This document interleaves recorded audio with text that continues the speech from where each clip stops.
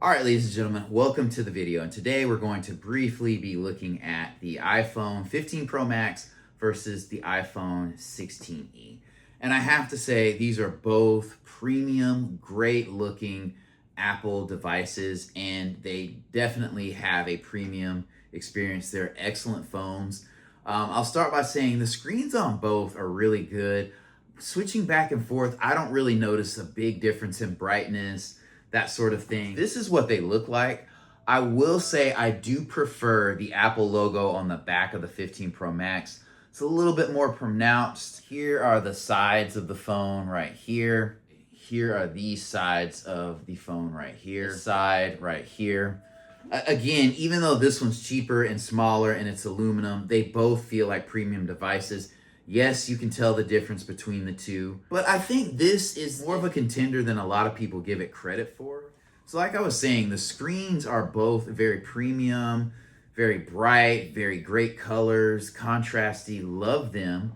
I will say I do notice the difference in the refresh rate because I do bounce back and forth. This is my daily phone, and this is just like a phone that I have on the side. If I was somebody who was just using this phone, or I had this phone as like a work phone, it really wouldn't bother me. I really don't feel like that's a deal breaker. And I honestly feel like this is enough phone for most people. Most of us only use like half of what our phones can do, like 50 or 60%, if that. It's kind of like having, a space shuttle and you commute to work every day on routes that you can only go 100 miles an hour. Like body-wise, they are premium. This one I would definitely have in a case. And this one does feel dense. Like, it's lighter than the iPhone Air, but it's also a smaller screen.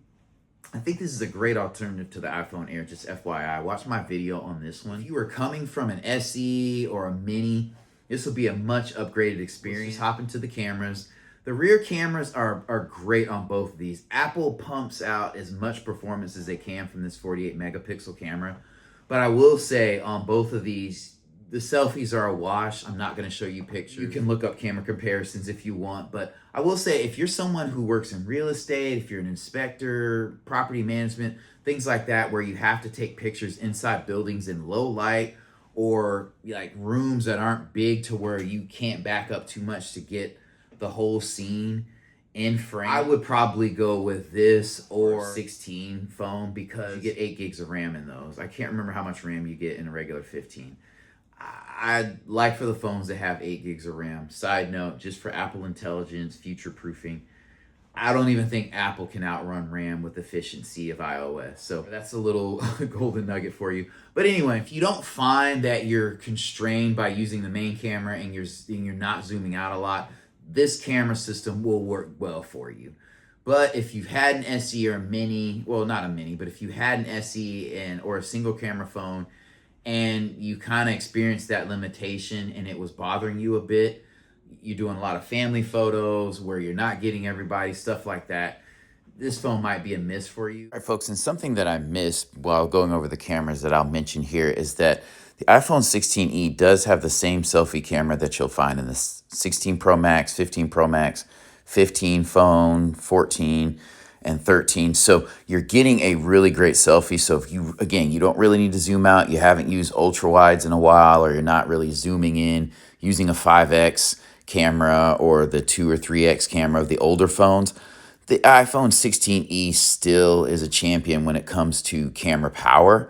And just for reference, this is a little preview of my 16e versus 17 Pro Max video, so check that out after you finish watching this one. But again, if you're considering the iPhone Air, definitely check this one out. It is lightweight and pocketable, and it's nice because you also have, and we'll segue into this, speakers. You have excellent speakers. That is like the number one reason I would not get the iPhone Air, the speakers. I cannot go back to 2010 with a single tinny bottom firing speaker. Cannot do it. Apple should be ashamed of themselves. The speakers on this phone are way better than they should be on a phone, this device, and it rivals this phone. This phone gets louder, but I mean, it's pretty close, and the fidelity of this phone is really good. Like, if you have a 13 or 14, there will be a noticeable difference in the speaker quality on this phone. hands down. Even I would say the 13 or 14 Pro Max, like these speakers are going to be better. I don't know about volume wise, but it's so crazy when I'm watching content how full this phone sounds for something of its size. And that's where kind of the SE phones win. They take a lot of the hardware. Apple doesn't mention oftentimes speakers, and they don't mention microphones that they're using from the latest line in these SEs, and it's really, really a game changer. You will not be disappointed with the speakers on either phone. Even when you're looking at the microphones on this phone are better than the 15 Pro Max, I would say. With one caveat, you do run into an issue where this can be a little bit more boomy because the pickup is a little bit better than this phone. I was filming some content and I was in like the corner of a room and I noticed voiceover was boomy versus this one, which was not boomy. Yeah, other than that, call quality is about the same. You're not gonna notice the difference. Like this earpiece may be a little bit clear if you do them back to back. You're not gonna notice if I called you from this phone or this phone. You won't be able to tell the difference. Or going back to the cameras, I will say if you are taking a lot of photos indoors, this is gonna do better with lower lighting. So if it's a lot of restaurant photos. All right, folks, I wanted to hop in here because I did get a little bit in the weeds when talking about the microphones, speakers, and camera systems on these devices. So I will say the 16E definitely punches above its weight in all three categories. As far as cameras go, they're both excellent options, but the 17 Pro Max is just going to win out because of its better low light performance, its better versatility with the zoom. The selfie cameras are pretty much a wash. Again, they both have the 12 megapixel sensors that do a great job. But if you're doing a lot of portrait mode, the 17 Pro Max is definitely going to be better for you. Speakers wise, the 17 Pro Max wins that category. It's just louder. The 16E has a little bit better clarity. However, it's not worth a win over the 15 Pro Max. And then as far as microphones go, again, the 16E has a little bit better clarity, but not by much. And so that's kind of a wash to me.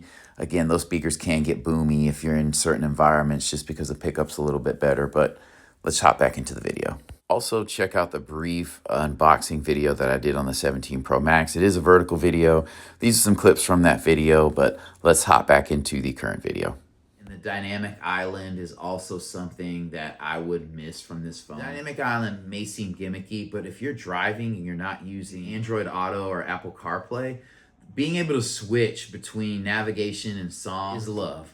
When the dynamic island gets big and you can just switch on Apple Music, it's such a great experience. And then when you're flying and you can see your boarding time, it has a timer. So if you board in 60 minutes, it'll say boarding 60 minutes, 50 minutes, and so on. And then it'll show your seat assignment as well, which I absolutely love because half the time when I'm flying, I don't fly a ton, but I'm tired and I'll look at it and I'll forget it 2 seconds later. So that's definitely a plus. I love the dynamic island. Again, if I was just using a 60 hertz phone all the time or 80% of the time, I would not miss variable refresh rate. So jumping into battery life, it is a wash. So technically the 16E has a much better battery life than the 15 Pro Max by like 4+ hours, I believe.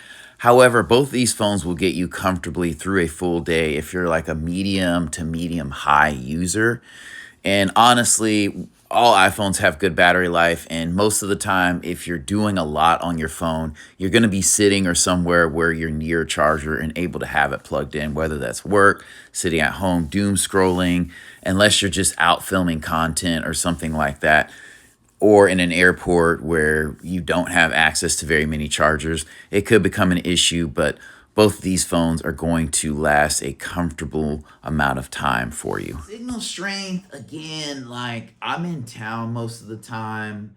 And so like these both get great Wi-Fi connections, signal strength. I've never had a situation where this one would connect and make a call, whereas this one wouldn't connect or make a call or vice versa. So I feel like those are a wash. And I feel like most modern phones like do a really good job of keeping signal, connecting to Wi-Fi, different things like that. I really don't have issues with modern iPhone. And I guess to close the video out, this is definitely the better looking phone, but I would say this is probably the phone that you need. It has everything that you need. It'll take care of you very, very well.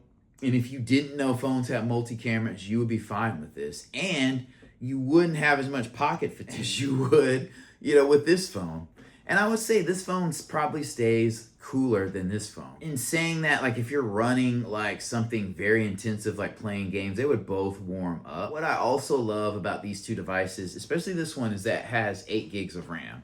So you can get that smaller form factor, and you can get the SE style phone without sacrificing, having less RAM than a modern Pro Max. I know the newer one has 12 gigs, but 8 gigs is very, very sufficient for this phone, and enough for Apple Intelligence as well, which I don't even. Haptics is another thing. The haptics on both these phones are really, really good. I don't think you'll ever find an iPhone with bad haptics. It just boils down to what you're wanting. Like, where are you coming from and where are you going? Like, if you're wanting to continue doom scrolling, being immersed in your phone, having all the options and features, without like breaking the bank on a new phone with $100 or $200 in taxes that you're paying, I would say, go with this phone. You can find these decently used on eBay, Amazon, Facebook Marketplace. Just be careful. But then I would say, if you're coming from an iPhone SE, or you're coming from an iPhone mini, or you're just wanting to limit scrolling and have your phone be less of your world, I would say go with this. You can still post all the selfies you want. Great selfie camera. You can still add all the filters to it. You'll have a great time. You'll have an excellent experience on both these phones. But I think for most of you, FOMO is going to win out and you're going to go with the Pro Max. I think for me, I just have the muscle memory and the screen real estate. I want to have that. I'm used to big screens now. I'm locked in. I started big screens with the 7 Plus and I ain't going back. Before that, I came from the Note. The only reason I came back to iPhone is because the Note 7 was blowing up, so I didn't upgrade to it. Both of these are great devices. I'm sure I missed a lot of stuff and from my narrow perspective, but if you have questions or comments, leave them below and I will try to answer or clap back as quickly as I can. Thank you for watching.